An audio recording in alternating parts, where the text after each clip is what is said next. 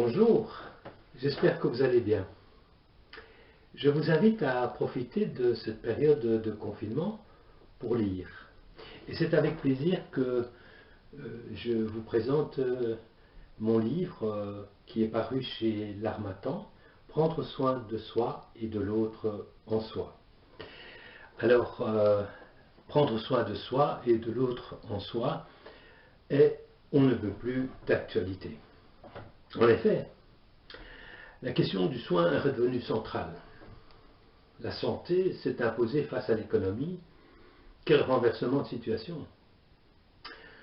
Les mots répétitifs « prenez soin de vous » fleurissent encore dans la bouche de nos dirigeants politiques. Comment prendre soin de soi quand cette pandémie provoque aussi une crise psychique?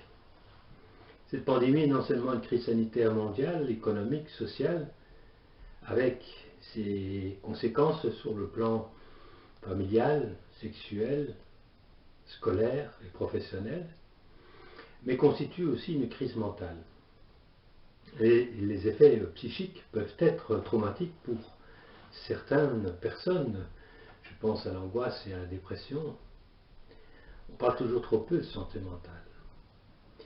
Et il est devenu urgent de se mettre à penser. On pourrait écrire penser, P-A-N-S-E-R. L'urgence est de mieux vivre en paix avec soi, avec les autres et l'environnement.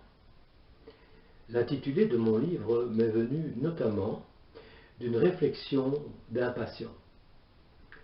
On m'a dit de prendre soin de moi, mais je ne sais pas ce que cela veut dire. Comment prendre soin de soi quand on ne sait pas ce que ça veut dire? Intéressant, une question importante. Ce manuscrit se veut une parole pleine, un acte de précision sémantique, d'intervention également dans le champ de la clinique métapsychothérapeutique. Prendre soin de soi, qu'est-ce que cela veut dire au-delà de ce qui est communément entendu? Et comment prendre soin de soi?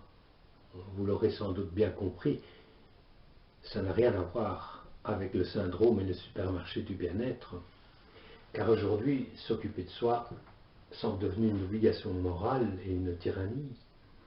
Cette dictature du bonheur a pour corollaire la recherche du bien-être à tout prix, qui vire au business. Comment prendre soin de soi si ce n'est de l'autre en soi? Et on pourrait écrire autre avec un grand A également.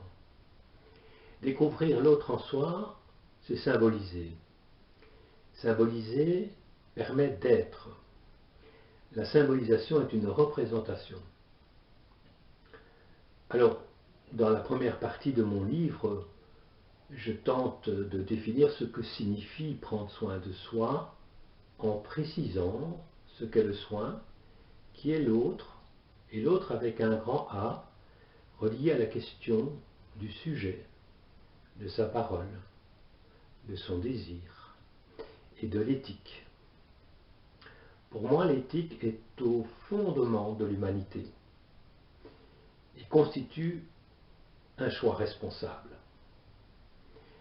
Dans une deuxième partie, je précise comment, de manière conceptuelle alors, prendre soin de soi. Ce qui nous amènera à la troisième partie qui détaillera alors les outils utilisés pour se soigner, être soigné et guérir. Comme par exemple l'espace transitionnel et expérientiel, la psychothérapie en tant que telle, ainsi que certaines techniques très utiles. Ces outils métapsychologiques relèvent d'emblée du domaine psychique.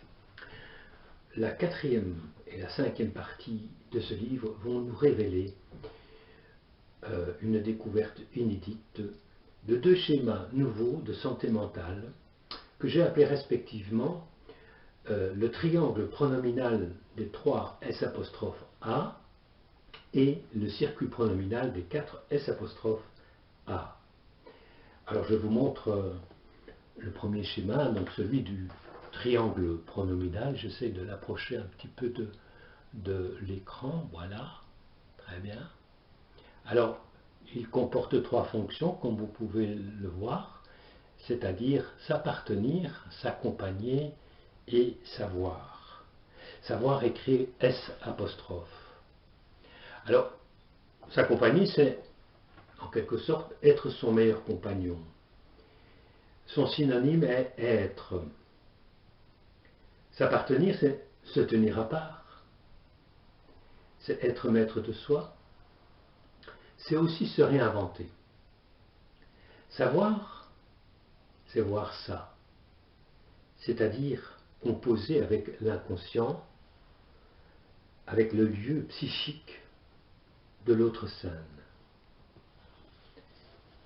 Le schéma suivant, qui est le circuit pronominal du 4SA que je vous montre ici, reprend les trois fonctions en question et également une quatrième qui s'appelle s'autoriser. S'autoriser, je vais vous en dire quelques mots à la page 221 de mon livre, qui précise ceci.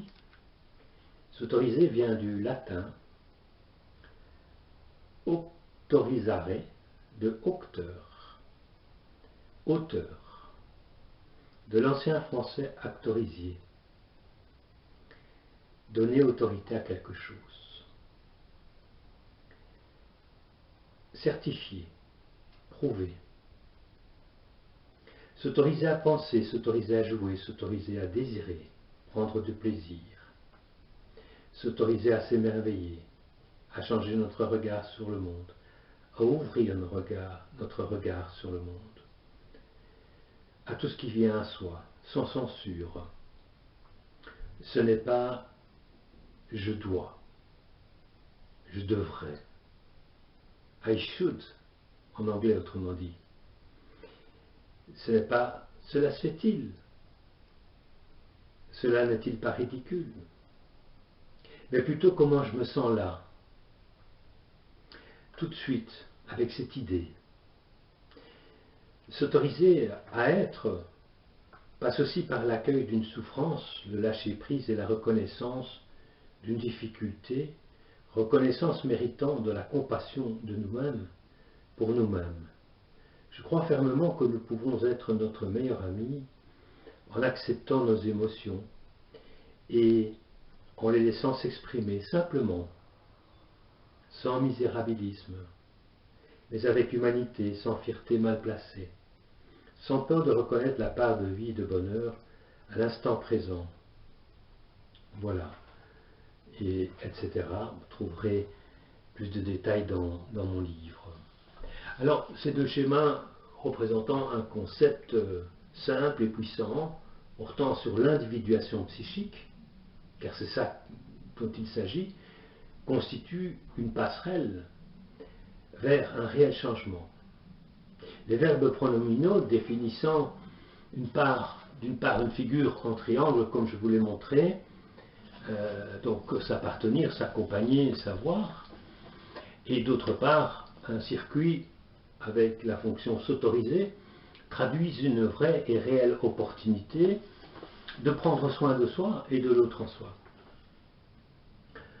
Alors, vous pouvez vous procurer mon livre dans toutes les librairies classiques, telles que Filigrane, Fnac, Club, Librel, ici à Olivier, Le Raconteur, également sur les plateformes numériques. Vous pouvez vous le procurer chez moi aussi, à mon domicile, c'est possible. Il me reste des exemplaires, il suffit de prendre rendez-vous et nous pourrons alors faire l'échange. Je vous signale que vous pouvez le déduire également de vos impôts à titre de charge professionnelle. C'est peut-être le bon moment pour vous de vous faire un cadeau, de faire un cadeau à quelqu'un que vous aimez, les fêtes approchent. Alors, voilà, nous ferons cet échange-là de manière bien sûr masquée. Alors, je vous signale également, pour ceux et celles qui sont intéressés par le sujet, mon livre sur le handicap mental et technique de psychodrame qui est paru également chez l'Harmattan.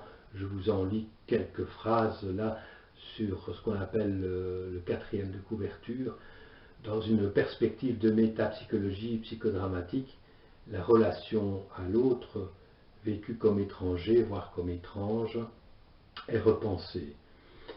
Auprès des personnes vivant avec un handicap mental, nous réalisons combien le psychodrame, par son support à l'expression personnelle, constitue une indication première. Bien, eh bien écoutez, je m'arrête ici. Simplement, je vous remercie vivement pour votre attention et je vous envoie mes pensées les meilleures pour le présent et l'avenir. Au revoir.